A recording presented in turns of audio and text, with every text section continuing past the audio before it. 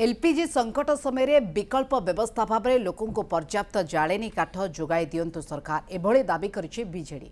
BJD उपसभापति देवी मिश्र कहते संकट नहीं प्रधानमंत्री जदि कहते जे टीम इंडिया होई काम करने को यह स्वाभाविक संकट समय सबू एक होई ठिया हुअंती कौन दरदाम उपरे नियंत्रण आसिला कि मंत्री जदि कहते 2 मास जे एलपीजी महजूद रही तेरे लोके लाइन में कहीं ठिया होउछंती बोली से प्रश्न करिसेंती।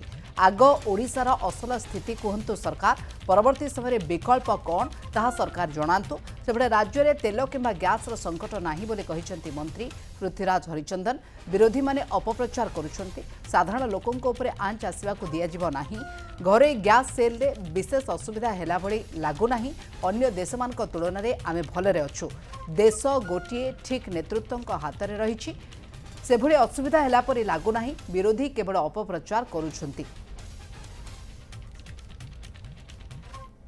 टीम इंडिया भली जीवाई प्रधानमंत्री कहले कि अस्वाभाविकता ना समस्ते कहीं देश में जितेबाला कौन बहिर्शत्रु आक्रमण करिछि किंबा आतंकवाद आक्रमण किंबा कोविड भली वैश्विक दुस्थिति देश सम्मुखीन होइछि देश एक लड़ी किंतु वर्तमान चिंतार कारण होइछि दरदाम वृद्धि उपर जो प्रभाव जो खाउटी मानकु सेटा केते दिन लागि रहइबो ए संध्यान भी रही सरकार जिते कहले भी 2 मास जाए गच्छित अच्छे आम शुणु कितु तो कहीं लाइन रे लोक लगुच मो कह कथा जो डोमेस्टिक गैस कथार गोटे निर्दिष्ट समय सीमा सब बेले रोला तार बुकिंग पीरियड पाई से समय सीमा सामान्य अधिक होती तेणुक ए मत लगुनि कौन जगार डोमेस्टिक गैस सेल रे किंबा बुकिंग रे कौन प्रकार विशेष असुविधा होची एक कथा मते भी आज लागुना एवं मु स्पष्ट भाव में एक कहूँ जहाँ भी सामान्य समस्या आसीबो ताकू आमे जो असुविधा रे अन्य देश माने अछंती से कंपैरिजन तो आमे किछि नाही आमे बहुत भलरे अच्छे तेणुक ये जो समस्या आसी ताकू सरकार तरफ सब प्रकार उद्यम करा होची।